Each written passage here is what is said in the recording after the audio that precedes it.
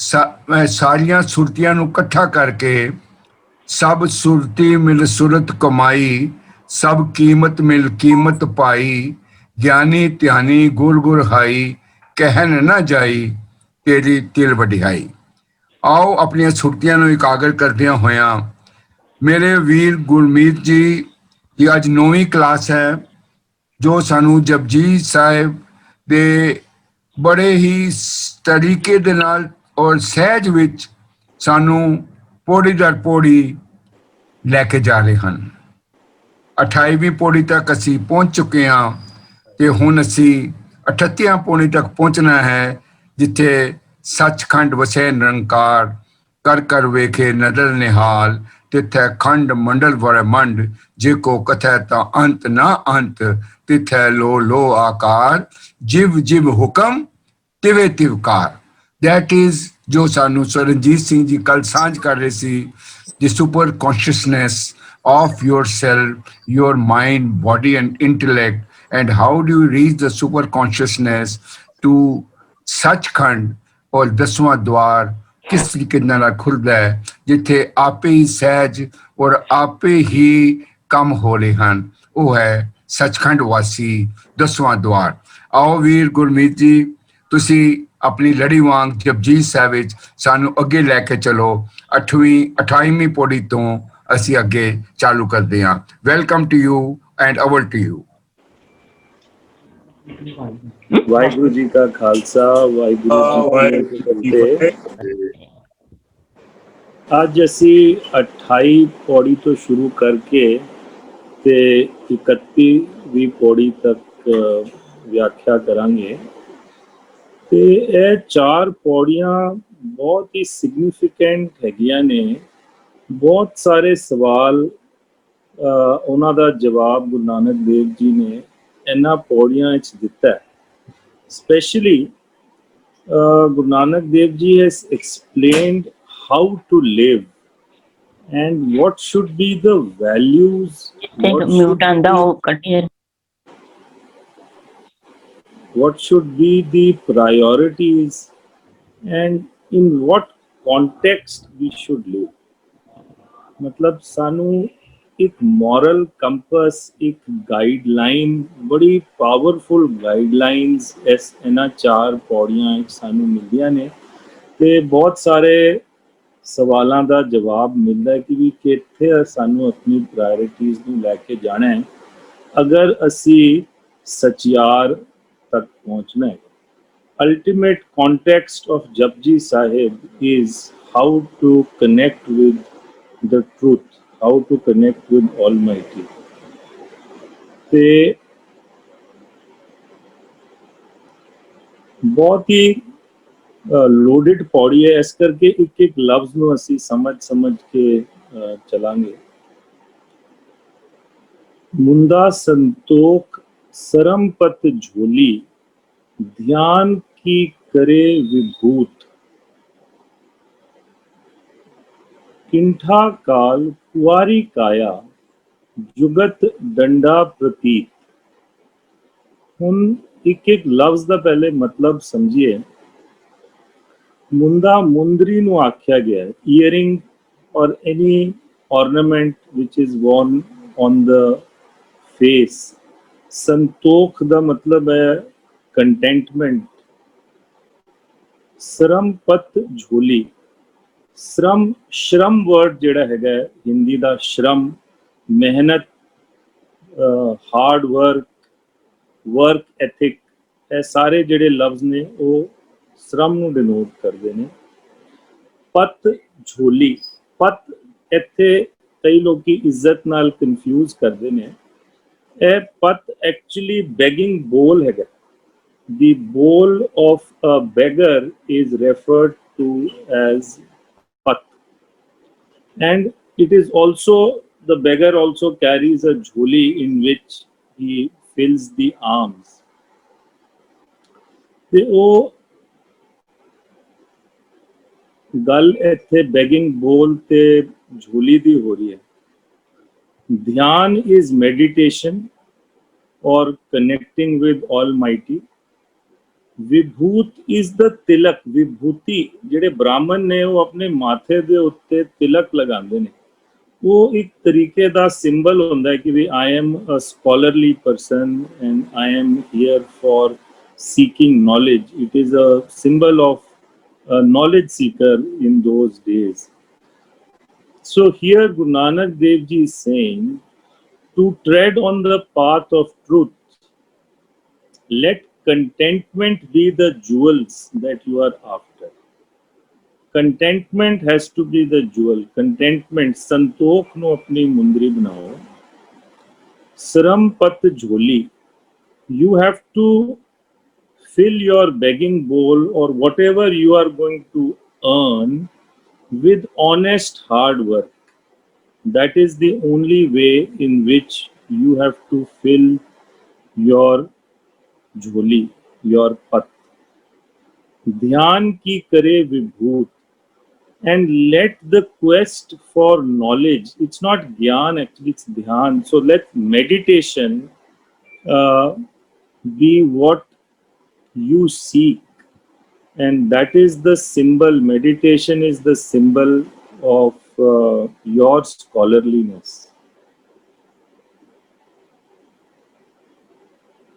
किंठा काल कुआरी काया. किंठा ਜਿਹੜਾ ਬੈਗਰ ਦਾ ਪੈਚਡ ਵਰਕ ਦਾ ਕੋਟ ਹੁੰਦਾ, ਜਿਹੜੇ ਬਹੁਤ ਸਾਰੇ ਚਿਥੜਿਆਂ ਨੂੰ ਜੋੜ ਕੇ ਸੀ ਕੇ ਬਣਾਉਂਦੇ ਨੇ, ਉਹਨੂੰ ਕਿੰਠਾ ਆਖਦੇ ਨੇ. ਤੇ ਕਾਲ, your time on this planet or the time of death or the tenure of your life or the extent of your life, that is why the word kal is used, time, that you must always be aware that your time is so fragile. It is like a patchwork coat which can give away at any time. ਤੇ ਜਦੋਂ ਅਸੀਂ ਇਹ ਹਮੇਸ਼ਾ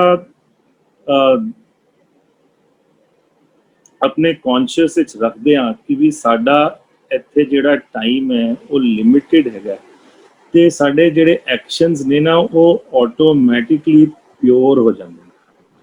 So always remember that your time over here is fragile, it is finite, like a patchwork coat. ਜਿਵੇਂ beggar ਦਾ ਕੱਪੜਾ ਹੁੰਦਾ ਹੈ, ਉਸ ਤਰ੍ਹਾਂ ਸਾਡਾ ਜੀਵਨ ਜਿਹੜਾ ਹੈਗਾ ਉਹ ਕਦੇ ਵੀ ਮੁੱਕ ਸਕਦਾ. ਕੁਆਰੀ ਕਾਇਆ.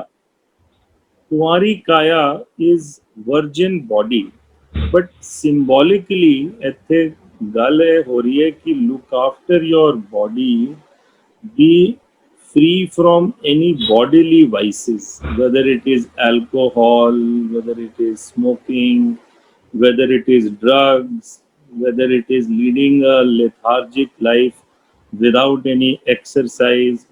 ਉਹ ਜਿੰਨੇ ਵੀ ਵਿਕਾਰ ਨੇ ਜਿਹੜੇ ਸਰੀਰ ਨੂੰ ਖਰਾਬ ਕਰਦੇ ਨੇ, ਉਹ ਵੀ ਸਾਨੂੰ ਟਰੂਥ ਦੇ ਕੋਲ ਨਹੀਂ ਲੈ ਕੇ ਜਾ ਸਕਦੇ. which means if I have to tread the path towards truth, I have to treat my body just like a virgin treats her body.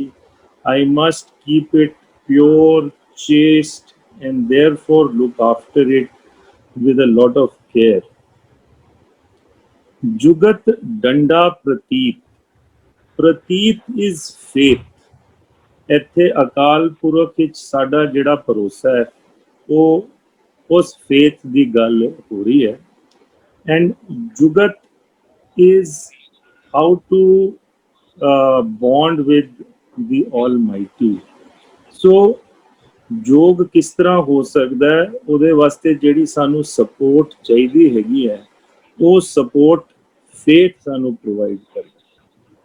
So if one was to look at both these 4 lines together, Guru Nanak Dev Ji ਕਹਿ ਰਹੇ ਨੇ, ਉਹ ਬੰਦਿਆ ਜੇ ਤੂੰ ਸੰਤੋਖ ਨੂੰ ਮੁੰਦਰੀ ਬਣਾਏ, ਮਿਹਨਤ ਨਾਲ ਆਪਣੀ ਝੋਲੀ ਤੇ ਭਾਂਡਾ ਭਰੇ, ਅਕਾਲ ਪੁਰਖ ਦੇ ਧਿਆਨ ਸਿਮਰਨ ਨੂੰ ਤਿਲਕ ਬਣਾਏ, याद रखें कि काल फटे कपड़े वकन है, ते शरीर नू कुआरे वकन संभाल के रखें, सारे विकारां तो मुक्त रखें, ते फेथ नू अपना डंडा बनाएं, फेथ नू अपना सपोर्ट बनाएं, तां तेरी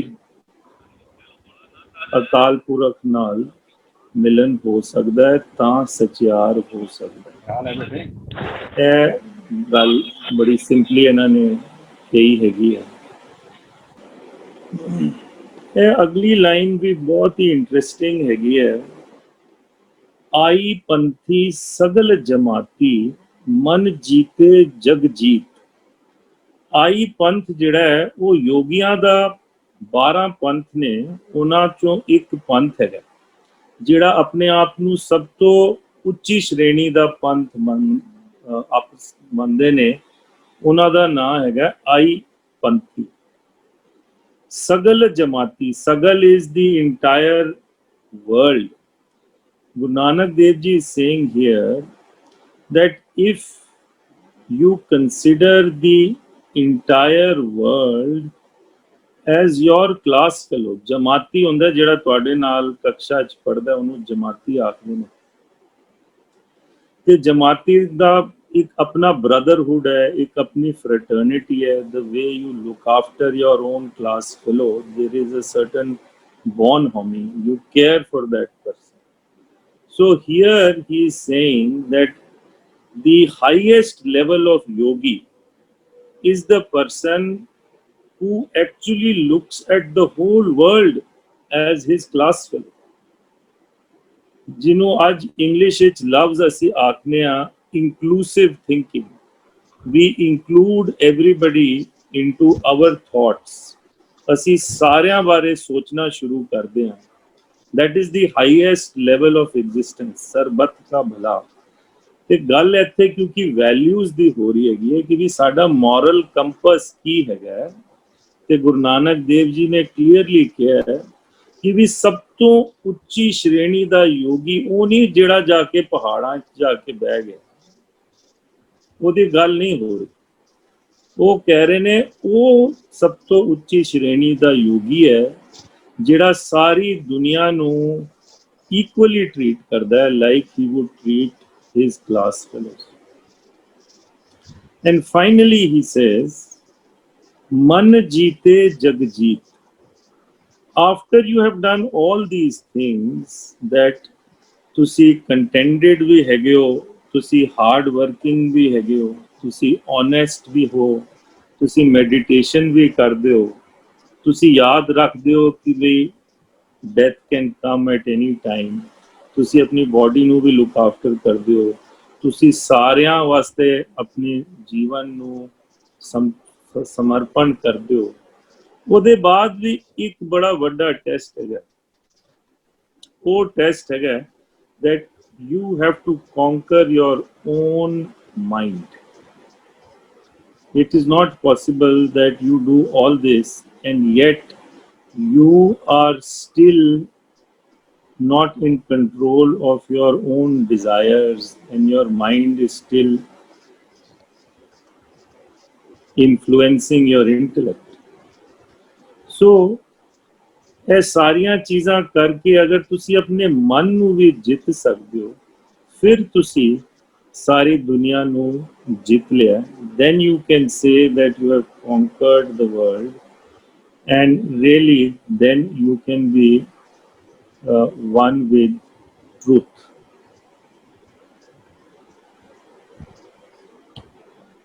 ਤੇ ਇਹ ਬੜਾ ਪੈਰਾਡੌਕਸ ਹੈਗਾ, ਇੱਕ ਪਾਸੇ ਗੱਲ ਹੋ ਰਹੀ ਹੈ ਜਗ ਜੀਤ ਦੀ, ਤੇ ਦੂਜੇ ਪਾਸੇ ਗੱਲ ਇਹ ਹੋ ਰਹੀ ਹੈ ਕਿ we have to be constantly aware that we have to remain humble and we have to always remain in awareness and bow to Almighty Vaheguru. ਤੇ ਇਹ ਜਿਹੜੀਆਂ 4 ਪੌੜੀਆਂ ਨੇ, ਇਹ ਪਤਾ ਹੀ ਇਸ ਤਰ੍ਹਾਂ ਲੱਗਦਾ ਹੈ ਕਿ ਵੀ ਇਹਨਾਂ ਨੂੰ ਗੁਰੂ ਨਾਨਕ ਦੇਵ ਜੀ ਨੇ ਸਾਂਝ ਇਕੱਠਾ ਕਿਉਂ ਕੀਤਾ। ਉਹ ਆਈਡੈਂਟੀਫਿਕੇਸ਼ਨ ਇਹ ਅਖੀਰਲੀ ਲਾਈਨਾਂ ਤੋਂ ਹੀ ਹੋ ਪਾਉਂਦੀ ਹੈ, ਜਿੱਥੇ ਕਹਿ ਰਹੇ ਨੇ ਆਦੇਸ਼ ਕਿਸੇ ਆਦੇਸ਼ आद अनील अनाद अनाहत जुग जुग एको वेस आदेश तिसे आदेश means I bow to you, salutations to you, O Lord. But अगर ਅਸੀਂ ਇਹ ਵਰਡ ਨੂੰ ਐਕਚੁਅਲੀ ਸਮਝੀਏ ਕਿ ਵੀ ਆਦੇਸ਼ ਸੈਲੂਟੇਸ਼ਨਸ ਨਾਲ ਕੀ ਲਿੰਕ ਹੈਗਾ, ਉਹਦਾ ਲਿੰਕ ਜੋ ਮੈਨੂੰ ਸਮਝ ਆਇਆ, ਹੋ ਸਕਦਾ ਮੈਂ ਠੀਕ ਨਾ ਹੋਵਾਂ, somebody can guide me at the end of the session. Adesh is the person who gives all the orders, all Adesh, every instruction flows from that person, and you bow to the person who actually gives all the instructions to you or to the whole world in this case.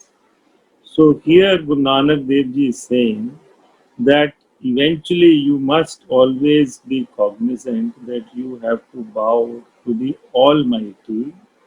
Adesh tise Adesh Ad Anil Anad Anahat.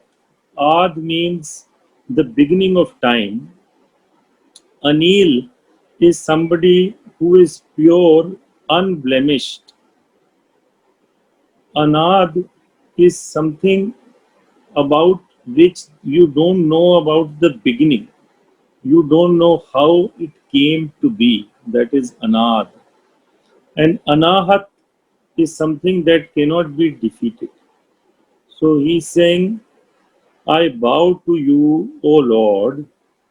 You are the one who has existed from the beginning. You are pure. You are about whom nobody knows the cause or the beginning, and you are the one who cannot be defeated. Jug Jug Eko Ves, Jeda Atal, Jug Jug periods of time, Eko Ves in one form, Ek Hi Besh.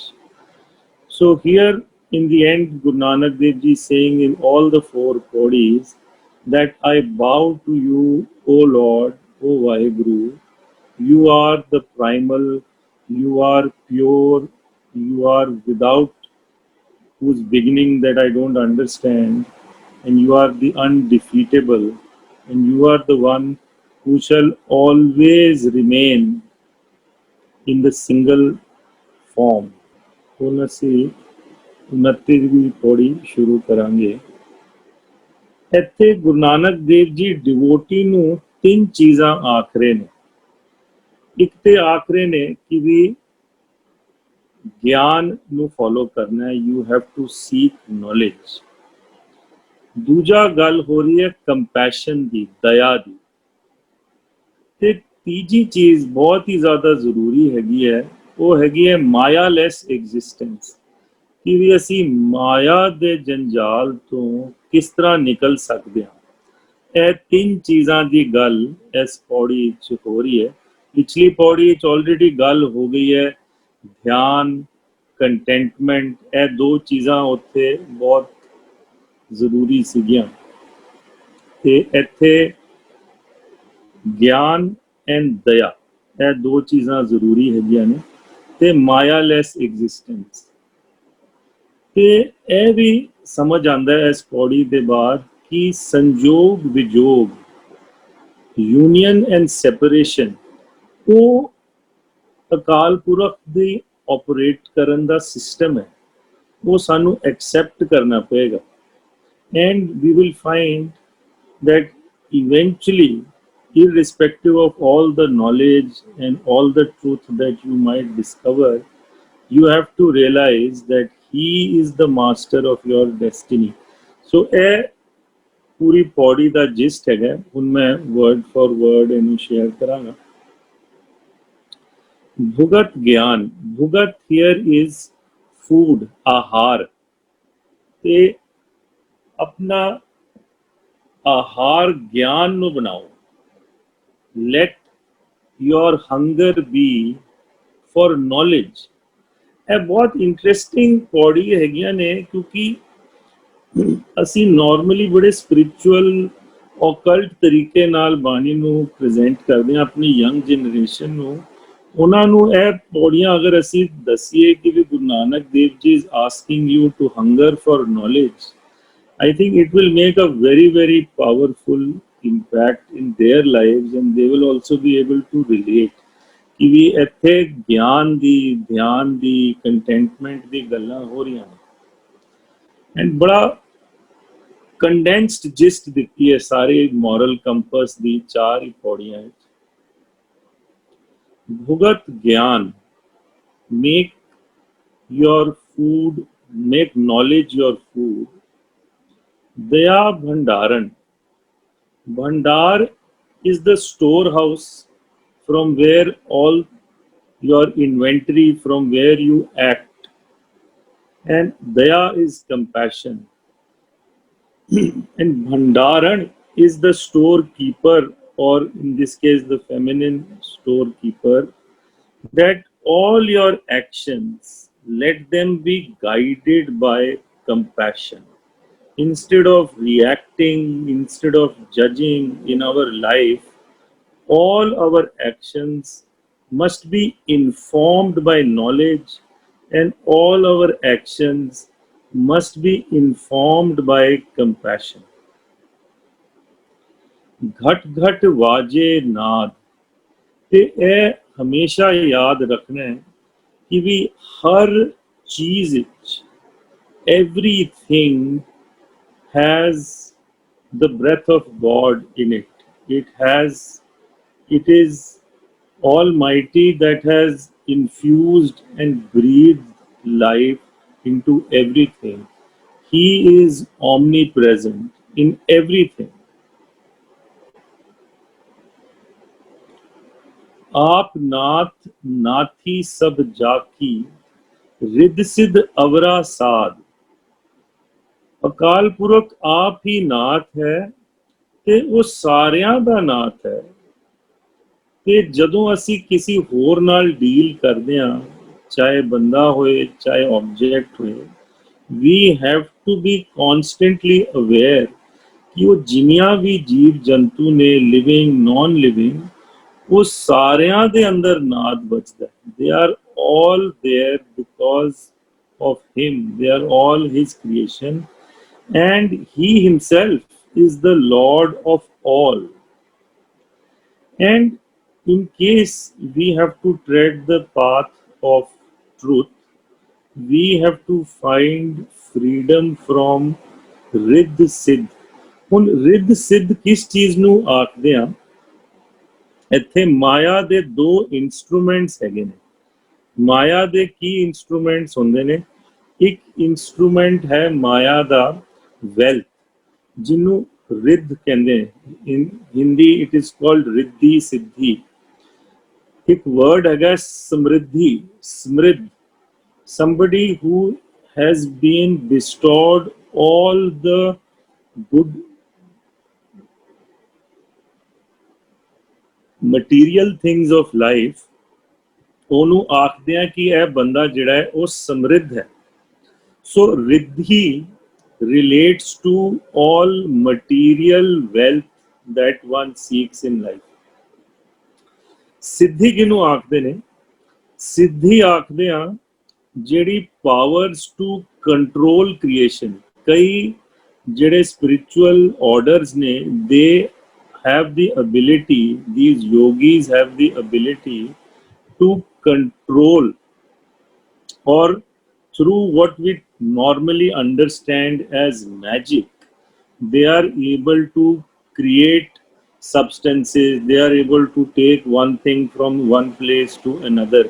ਉਹ ਜਿਹੜੀ science ਹੈ ਉਹਨੂੰ traditionally ਸਿੱਧੀ ਆਖਿਆ ਗਿਆ but ਇੱਥੇ ਮੈਨੂੰ ਲੱਗਦਾ ਹੈ ਗੁਰੂ ਨਾਨਕ ਦੇਵ ਜੀ ਸਪਿਰਿਚੁਅਲ ਜਾਂ ਜਿਹੜੇ ਮੈਜਿਕ ਦੀ ਗੱਲ ਨਹੀਂ ਕਰ ਰਹੇ ਅਗਰ ਅਸੀਂ ਇਹਨੂੰ ਆਪਣੀ ਲਾਈਫ ਨਾਲ ਰਿਲੇਟ ਕਰਨੇ ਤੇ ਮਾਇਆ ਕਿਸ ਤਰ੍ਹਾਂ ਆਪਰੇਟ ਕਰਦੀ ਹੈ ਸਾਡੀ ਲਾਈਫ ਵਿੱਚ ਇੱਕ ਤੇ ਮਾਇਆ ਆਪਰੇਟ ਕਰਦੀ ਹੈ ਐਜ਼ ਵੈਲਥ ਦੂਜਾ ਮਾਇਆ ਆਪਰੇਟ ਕਰਦੀ ਹੈ ਐਜ਼ ਫੇਮ perceived value ਅਸੀਂ ਸਾਰੇ ਦੇ ਸਾਰੇ ਕਿਸੇ ਦੀ ਅਗਰ ਇੰਟਰੋਡਕਸ਼ਨ ਕਰਾਉਂਦੇ ਆ ਨਾ ਅਸੀਂ ਕਹਿੰਦੇ ਆ ਵੀ ਇਹ ਬੜਾ ਅਮੀਰ ਆਦਮੀ ਹੈ ਇਹ 100 ਕਰੋੜ ਦਾ ਬੰਦਾ ਹੈ ਇਹਦੀ ਬੜੀ ਪ੍ਰਾਪਰਟੀ ਹੈ ਇਹ ਗੱਲ ਰਿੱਧੀ ਦੀ ਹੁੰਦੀ ਜਾਂ ਅਸੀਂ ਗੱਲ ਕਰਦੇ ਹਾਂ ਕਿ ਵੀ ਇਹ ਬੜੇ ਵੱਡੇ ਡਾਕਟਰ ਹੈਗੇ ਨੇ, ਇਹ ਬੜੇ ਵੱਡੇ ਸ਼ਾਇਰ ਨੇ, ਇਹ ਪੇਂਟਰ ਨੇ, ਤੇ ਜਿਹੜੇ ਬੰਦੇ ਮਾਇਆ ਦੇ ਜੰਜਾਲ ਤੋਂ ਮੁਕਤ ਨੇ ਉਹ ਪਰਸੀਵਡ ਵੈਲਿਊ ਫੇਮ ਦੇ ਚੱਕਰ ਵਿੱਚ ਪੈ ਜਾਂਦੇ ਨੇ। ਉਹਨਾਂ ਨੂੰ ਚਾਹੀਦੀ ਹੈ ਵੀ ਮੈਨੂੰ ਰੈਂਕ ਕਿਹੜੀ ਮਿਲ ਗਈ, ਮੇਰੀ ਪ੍ਰਮੋਸ਼ਨ ਕਿਹੜੀ ਹੋ ਗਈ, ਮੈਨੂੰ ਕਿਹੜਾ ਅਵਾਰਡ ਮਿਲ ਗਿਆ, ਮੈਨੂੰ ਕਿਹੜਾ ਕਿਹੜਾ ਐਕਨੋਲੇਜਮੈਂਟ ਮਿਲ ਗਈ। ਇਹਨਾਂ ਚੀਜ਼ਾਂ 'ਚ ਅਸੀਂ ਪੈ ਜਾਂਦੇ ਹਾਂ। ਤੇ ਇੱਥੇ ਗੁਰੂ ਨਾਨਕ ਦੇਵ ਜੀ ਨੇ ਬੜਾ ਕਲੀਅਰ ਸਾਨੂੰ ਮੋਰਲ ਕੰਪਸ ਦਿੱਤਾ ਹੈਗਾ ਕਿ the path, the journey to truth has nothing to do with material wealth or the softer aspects of Maya, which are fame, acknowledgement, awards. Avra Sad, Sad the word matlab hai swad, Avra is other. ਉਹ ਕਹਿ ਰਹੇ ਨੇ ਵੀ ਇਹ ਰਿੱਧ ਸਿੱਧ ਜਿਹੜਾ ਹੈ ਇਹ ਹੋਰ ਸਵਾਦ ਹੈਗਾ, ਇਹ ਸਪਿਰਿਚੁਅਲਿਟੀ ਦਾ ਸਵਾਦ ਨਹੀਂ ਹੈਗਾ, ਇਹ ਸਪਿਰਿਚੁਅਲਿਟੀ ਦੀ ਇਨਵਰਡ ਜਰਨੀ ਨਾਲ ਇਹਦਾ ਕੋਈ ਲੈਣਾ ਦੇਣਾ ਹੀ ਨਹੀਂ ਹੈਗਾ। ਸੋ ਬੜਾ ਇਹਨਾਂ ਨੇ ਕਲੀਅਰ ਕਰ ਦਿੱਤਾ। ਅਸੀਂ ਸਾਰੇ ਜੰਜਾਲਾਂ 'ਚ ਫਸ ਜਾਂਦੇ ਹਾਂ, ਜਾਂ ਅਸੀਂ ਵੱਡੀਆਂ ਵੱਡੀਆਂ ਗੱਡੀਆਂ ਲੱਭਦੇ ਹਾਂ, ਵੱਡੇ ਮਕਾਨ ਲੱਭਦੇ ਹਾਂ, ਤੇ ਅਗਰ ਅਸੀਂ ਉਸ ਚੀਜ਼ ਵਿੱਚ ਪਿੱਛੇ ਰਹਿ ਜਾਂਦੇ ਹਾਂ ਤੇ ਫਿਰ ਅਸੀਂ ਸੋਚਦੇ ਹਾਂ ਕਿੱਥੇ ਪ੍ਰੈਜ਼ੀਡੈਂਟ ਬਣ ਜਾਈਏ, ਕਿਹੜਾ ਸਾਨੂੰ ਅਵਾਰਡ ਮਿਲ ਜਾਏ, ਕਿਹੜੀ ਸਾਨੂੰ ਰੈਂਕ ਮਿਲ ਜਾਏ, ਸਾਡੀ ਕੋਈ ਦੁਮ ਲੱਗ ਜਾਏ ਵੀ ਸਾਡੀ ਵੀ ਕੋਈ ਟੋਰ ਹੋਵੇ। ਉਹ ਇਹ ਸਾਰੀਆਂ ਚੀਜ਼ਾਂ ਮਾਇਆ ਦੇ ਜੰਜਾਲ ਵਿੱਚ ਫਸਾ ਕੇ ਰੱਖਦੀਆਂ ਨੇ। ਤੇ ਇੱਥੇ ਗੁਰੂ ਨਾਨਕ ਦੇਵ ਜੀ ਨੇ ਬਹੁਤ ਹੀ ਕਲੀਅਰ ਕਰਤਾ ਹੈਗਾ ਕਿ ਵੀ ਉਹ ਅਵਰਾ ਸਾਧ ਹੈ, ਉਹ ਸਪਿਰਿਚੁਅਲ ਜਰਨੀ ਦਾ ਸਵਾਦ ਹੈ ਹੀ ਨਹੀਂ।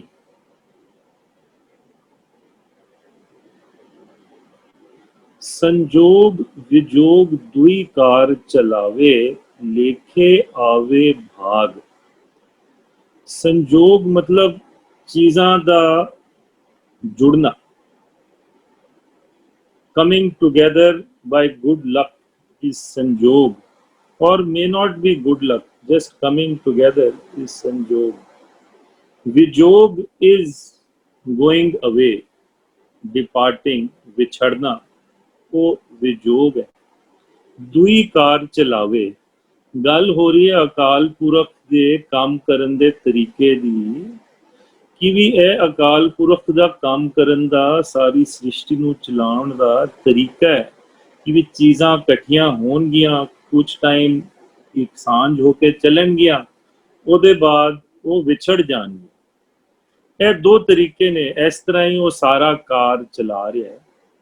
ਲੇਖੇ ਆਵੇ ਭਾਗ, ਤੇ ਤੁਹਾਡੇ ਲੇਖੇ ਜਿਹੜੀ ਤੁਹਾਡੀ ਡੈਸਟੀਨੀ ਹੈਗੀ ਹੈ, ਤੇ ਇਹ ਗੁਰੂ ਨਾਨਕ ਦੇਵ ਜੀ ਨੇ ਪਹਿਲੇ ਕਲੀਅਰ ਕਰ ਦਿੱਤਾ ਹੈ ਕਿ ਵੀ ਡੈਸਟੀਨੀ ਡਾਇਨਾਮਿਕ ਹੁੰਦੀ ਹੈ, ਉਹਦੇ ਵਿੱਚ ਤੁਹਾਡੇ ਕਰਮ ਵੀ ਇਨਕਲੂਡਡ ਹੁੰਦੇ ਨੇ, ਤੇ ਤੁਹਾਡੇ ਭਾਗ ਦੇ ਹਿਸਾਬ ਨਾਲ ਤੁਹਾਨੂੰ ਜਿਹੜੀ ਚੀਜ਼ ਲਿਖੀ ਹੈ ਉਹ ਮਿਲ ਜਾਣੀ।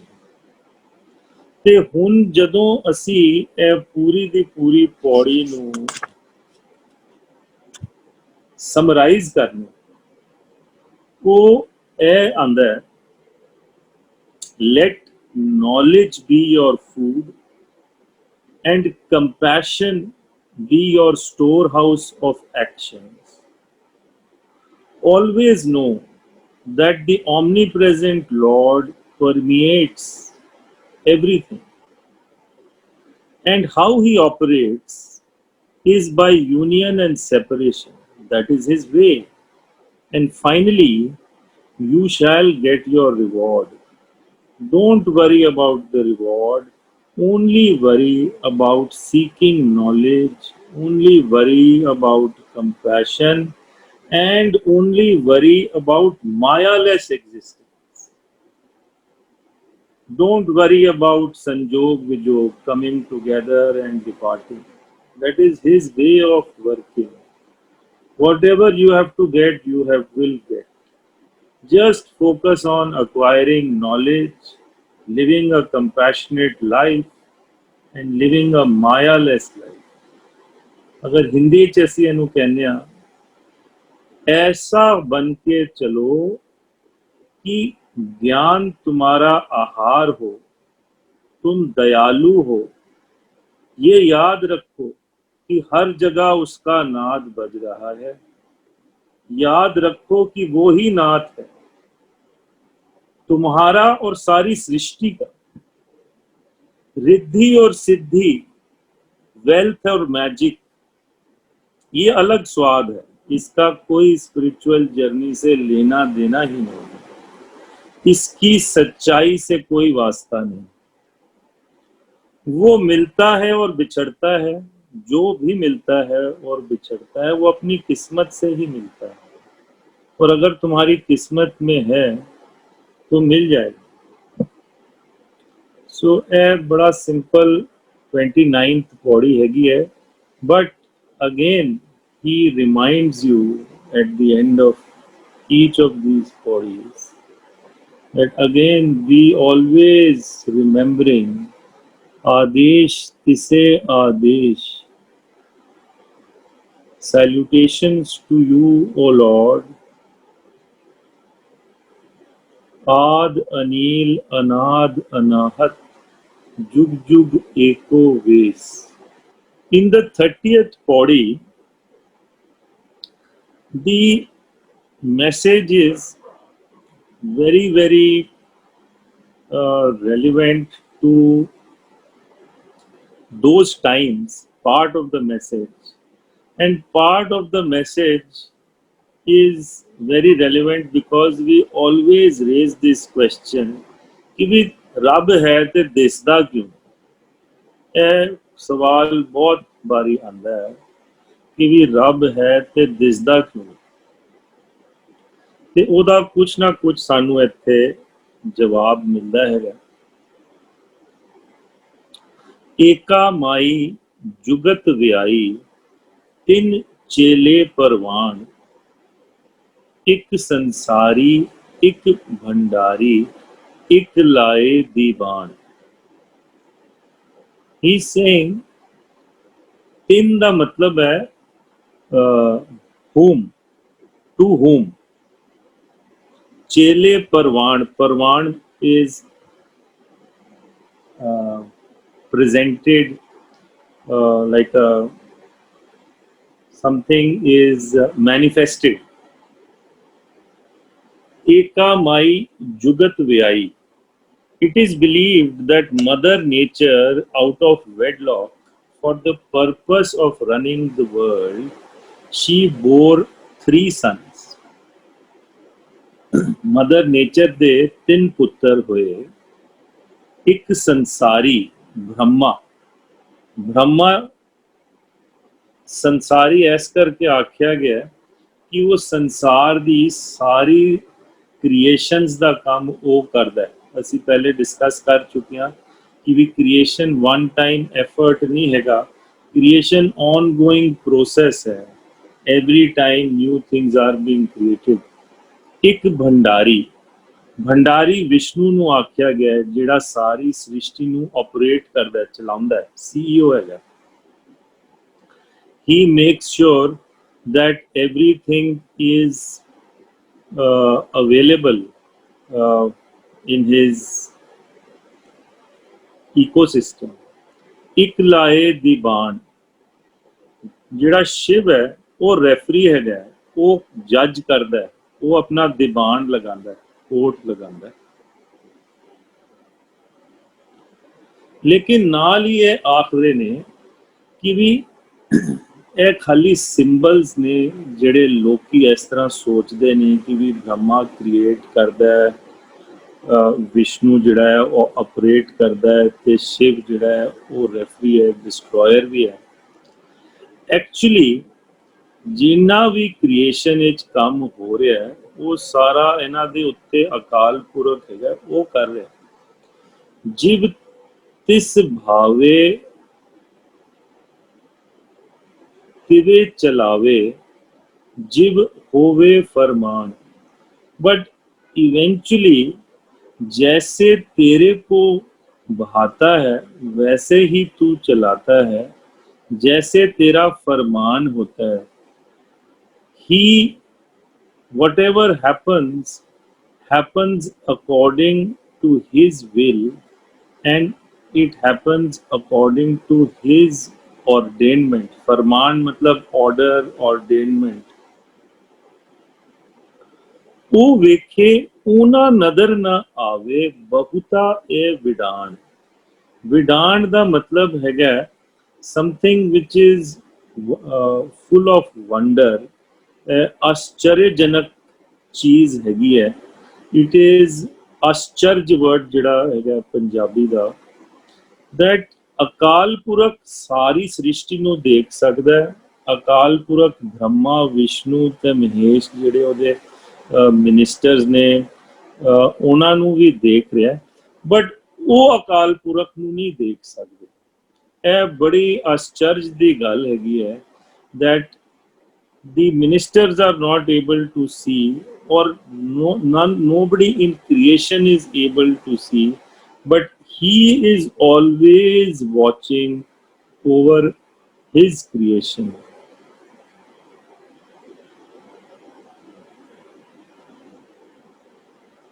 आदेश तिसे आदेश, आद अनील अनाद अनाहत, जुग जुग एको वेस।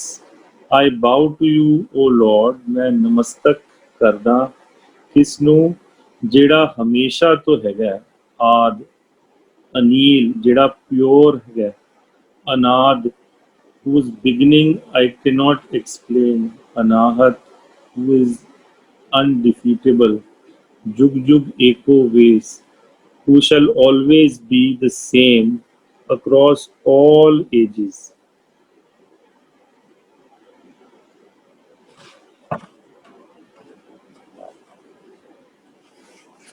ਹੁਣ ਅਸੀਂ ਅੱਜ ਦੀ ਲਾਸਟ ਪੌੜੀ ਤੇ ਆ ਰਹੇ ਹਾਂ, 31st ਪੌੜੀ। ਆਸਣ ਲੋਏ ਲੋਏ ਭੰਡਾਰ, ਜੋ ਕਿਛ ਪਾਇਆ ਸੋ ਏਕਾ ਵਾਰ, ਕਰ ਕਰ ਵੇਖੇ ਸਿਰਜਣਹਾਰ, ਨਾਨਕ ਸੱਚੇ ਕੀ ਸਾਚੀ ਕਾਰ। ਇੱਥੇ ਗੱਲ ਹੋ ਰਹੀ ਹੈ, ਆਸਣ means place of work. Normally ਜਦੋਂ ਕੋਈ ਵੀ ਸ੍ਰਿਸ਼ਟੀ ਜਾਂ ਕੋਈ ਈਕੋਸਿਸਟਮ ਚੱਲਦਾ ਹੈ, ਸਭ ਤੋਂ ਪਹਿਲੇ ਉਹ ਆਪਣਾ ਆਫਿਸ ਬਣਾਉਂਦੇ ਨੇ। ਉਹ ਆਪਣਾ ਕੋਈ ਪ੍ਰੋਜੈਕਟ ਹੋਏ ਤੇ ਉਹਦਾ ਇੱਕ ਇਨਵੈਂਟਰੀ ਸਟੋਰ ਹਾਊਸ ਬਣਦਾ, ਜਿੱਥੋਂ ਸਾਰਾ ਦਾ ਸਾਰਾ ਸਮਾਨ ਸਪਲਾਈ ਹੁੰਦਾ ਪ੍ਰੋਜੈਕਟ ਨੂੰ ਕਰਨ ਵਾਸਤੇ। ਹੁਣ ਤੁਸੀਂ ਇਮੈਜਿਨ ਕਰੋ ਕਿ ਵੀ ਇੰਨੀ ਵੱਡੀ ਸ੍ਰਿਸ਼ਟੀ ਹੈ, ਇੰਨਾ ਵੱਡਾ ਪ੍ਰੋਜੈਕਟ ਹੈ। 2 ਮਿੰਟ ਵਾਸਤੇ ਤੁਸੀਂ ਇਹਨੂੰ ਇੱਕ ਪ੍ਰੋਜੈਕਟ ਮੰਨ ਕੇ ਚਲੋ, ਤੇ ਉਸ ਪ੍ਰੋਜੈਕਟ ਦੇ ਅੰਦਰ ਕਿੰਨੇ ਅਫਸਰ ਹੋਣਗੇ, ਕਿੰਨੇ ਅਫਸਰ ਆਪਣੀ ਆਪਣੀ ਇਨਵੈਂਟਰੀ ਲੈ ਕੇ ਬੈਠੇ ਹੋਣਗੇ। ਤੇ ਇੱਥੇ ਉਹ ਕਹਿ ਰਹੇ ਨੇ ਗੁਰੂ ਨਾਨਕ ਦੇਵ ਜੀ ਕਿ ਵੀ ਹਰ ਥਾਂ ਤੇ ਅਕਾਲ ਪੁਰਖ ਦੇ ਸਟੋਰ ਹਾਊਸਿਸ ਮੌਜੂਦ ਨੇ। ਆਸਣ ਲੋਏ ਲੋਏ ਭੰਡਾਰ, ਹਰ ਥਾਂ ਤੇ ਉਹਦੇ ਭੰਡਾਰ, ਉਹਦੇ ਸਟੋਰ ਕੀਪਰ ਤੇ ਉਹਦੇ ਸਟੋਰ ਹਾਊਸਿਸ ਇਸਟੈਬਲਿਸ਼ਡ ਹੈਗੇ ਨੇ।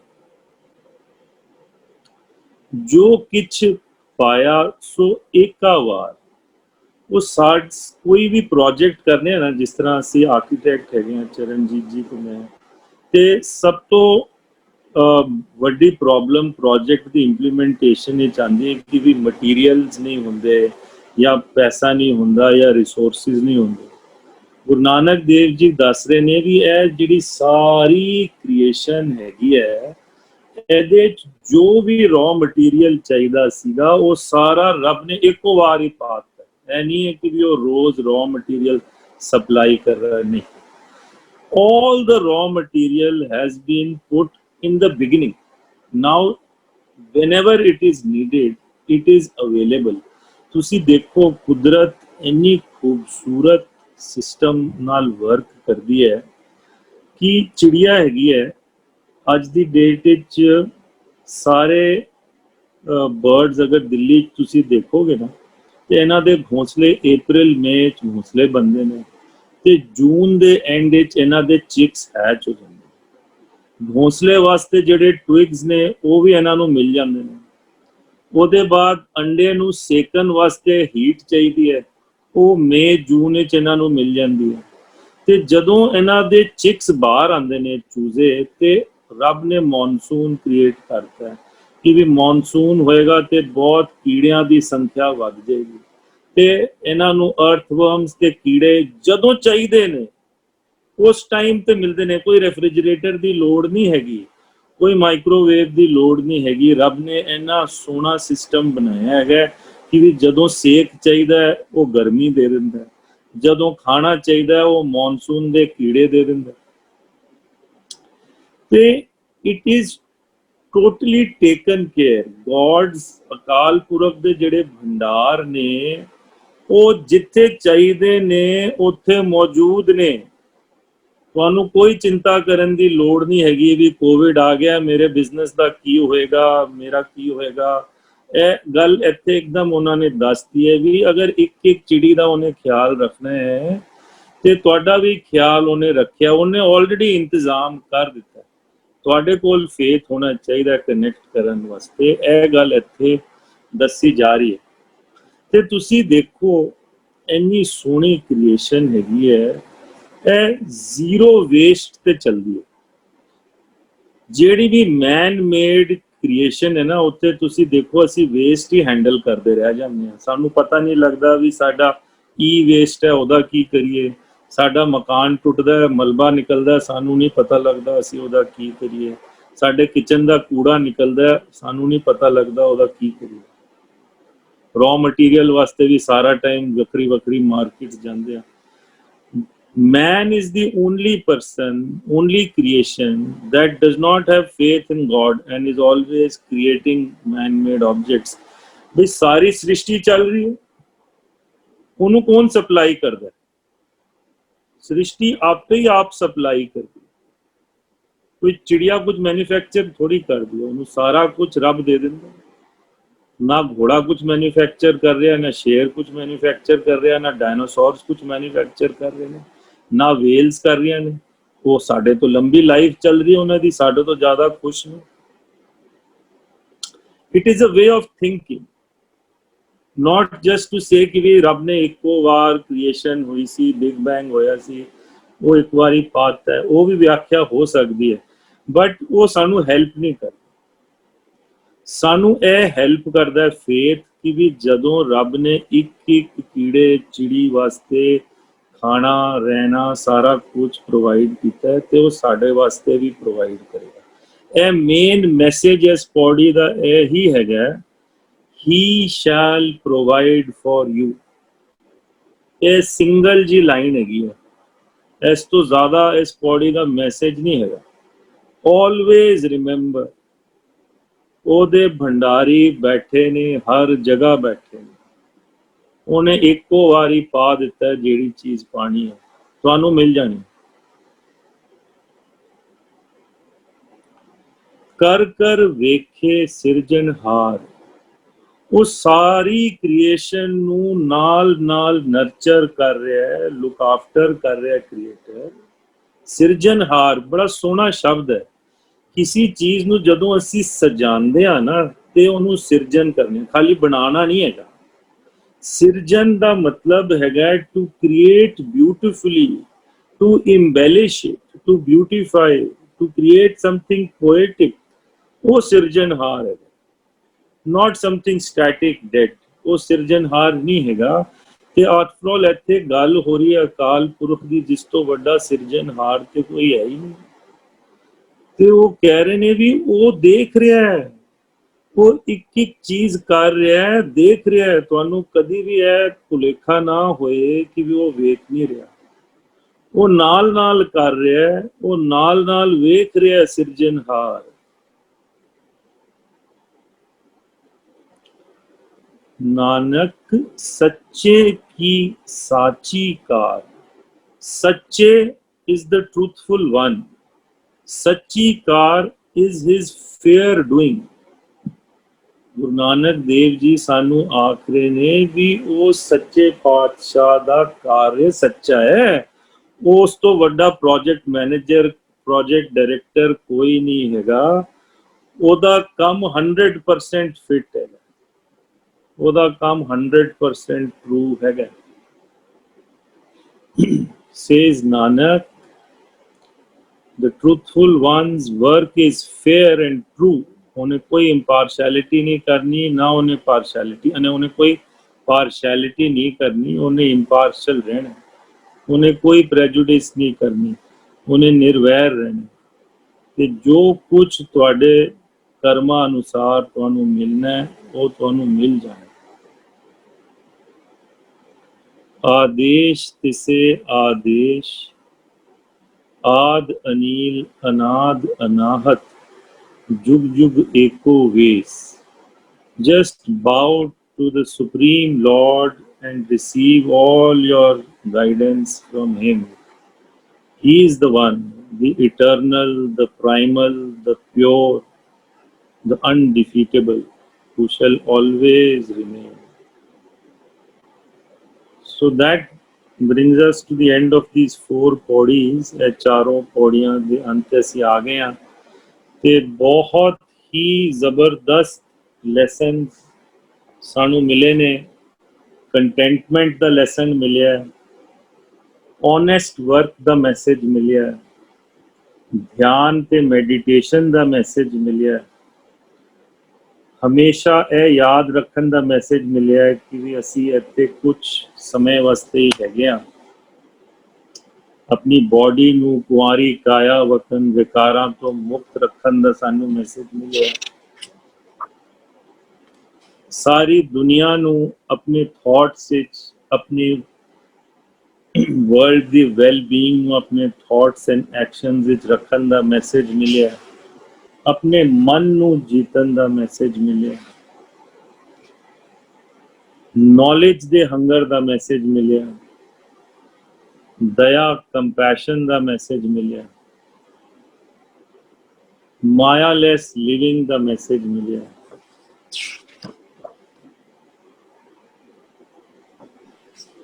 ਤੇ ਫਾਈਨਲ ਮੈਸੇਜ ਇਹ ਮਿਲਿਆ, have faith, he shall provide for you, he provides for everybody। ਸੋ ਇਹ ਅੱਜ ਦੀ 4 ਪੌੜੀਆਂ ਹੋ ਗਈਆਂ। ਤੇ ਫਤਿਹ ਪ੍ਰਵਾਨਗੀ ਕਰੀਏ। ਪਲੀਜ਼ ਸਾਰੇ ਅਨਮਿਊਟ ਕਰ ਲਓ ਪਲੀਜ਼। ਤੇ ਮੈਂ ਆਪਣੇ ਵੀਰ ਗੁਰਮੀਤ ਜੀ ਨੂੰ ਵੀ ਬੇਨਤੀ ਕਰਾਂਗਾ ਕਿ ਉਹ ਹੀ ਜਕਾਰਾ ਲਗਾਣਗੇ ਔਰ ਕਨਕਲੂਡ ਕਰਨ ਦਾ। ਬੋਲੇ ਸੋ ਨਿਹਾਲ। ਸਤਿ ਸ੍ਰੀ ਅਕਾਲ। ਵਾਹਿਗੁਰੂ ਜੀ ਕਾ ਖਾਲਸਾ, ਵਾਹਿਗੁਰੂ ਜੀ ਕੀ ਫਤਿਹ। ਬਹੁਤ ਬਹੁਤ ਧੰਨਵਾਦ ਸਾਰਿਆਂ ਦਾ।